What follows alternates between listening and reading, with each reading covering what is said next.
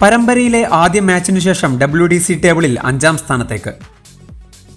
എന്നാൽ 3 മത്സരങ്ങൾക്കിപ്പുറം വീണ്ടും 1ാം സ്ഥാനം തിരികെ പിടിച്ചിരിക്കുന്നു. ആവേശത്തോടെ ടീം ഇന്ത്യയും രോഹിത്തും അവസാന ടെസ്റ്റിനായി ധർമ്മശാലയിൽ. മാർച്ച് 7 ബുധനാഴ്ച ധർമ്മശാലയിലെ ഹിമാചൽ പ്രദേശ് ക്രിക്കറ്റ് അസോസിയേഷൻ സ്റ്റേഡിയത്തിലാണ് ഇന്ത്യ വേഴ്സസ് ഇംഗ്ലണ്ട് 5ാം ടെസ്റ്റ്. ഇന്ത്യയിലെ ഏറ്റവും മനോഹരമായ സ്റ്റേഡിയങ്ങളിലൊന്നാണ് ഇത്. പ്രധാന വില്ലൻ തണുപ്പ് തന്നെയായിരിക്കും. പരിക്ക് കാരണം KL രാഹുൽ റൂൾഡ് ഔട്ട് ആയതാണ് ഒടുവിൽ ഇന്ത്യൻ ക്യാമ്പിൽ നിന്ന് വന്ന വാർത്ത. പകരം ദേവദത്ത് പടിക്കൽ സ്ക്വാഡിലേക്കെത്തി. ഒപ്പം ജസ്പ്രീത് ബുംറയും തിരിച്ചെത്തിയിട്ടുണ്ട്.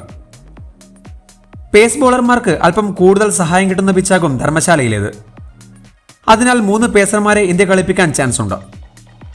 3+3 കോമ്പിനേഷൻ ആണെങ്കിൽ ഒരു ബാറ്ററെ കുറിച്ച് ഇന്ത്യക്ക് ഇറങ്ങേണ്ടി വരും. ബാറ്റിംഗ് ഓർഡറിൽ രജത് പടിദറിന്റെ കാര്യമാണ് സംശയം. പടിക്കൽ ടീമിലെത്തിയതിനാൽ താരത്തെ പുറത്താക്കുമോ എന്ന ചോദ്യവുമുണ്ട്. വളരെ മോശമായിരുന്നു പടിദറിന്റെ പെർഫോമൻസ്. ധ്രുവ് ജുറലും സർഫ്രാസും കിട്ടിയ അവസരങ്ങൾ കൃത്യമായി ഉപയോഗിക്കുകയും ചെയ്തു.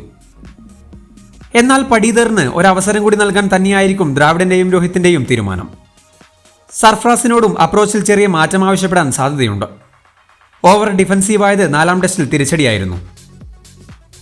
കിട്ടാവുന്നതിൽ ഏറ്റവും പേസ് ഫ്രണ്ട്ലി ആയ സാഹചര്യമാണ് ഇംഗ്ലണ്ടിന്. ഓവർകാസ്റ്റ് കണ്ടീഷനും ബൗൺസും അവരെ എക്സൈറ്റ് ചെയ്യിക്കുമെന്ന് ഉറപ്പാണ്. ബാസ് ബോളിനെ വലിച്ചുകീറിയ ഇന്ത്യക്ക് ഒരു തിരിച്ചടിയെങ്കിലും നൽകാതെ മടങ്ങാൻ സ്റ്റോക്സിനാകില്ല. അപ്രോച്ചിൽ ഒരു മാറ്റവും പ്രതീക്ഷിക്കേണ്ട.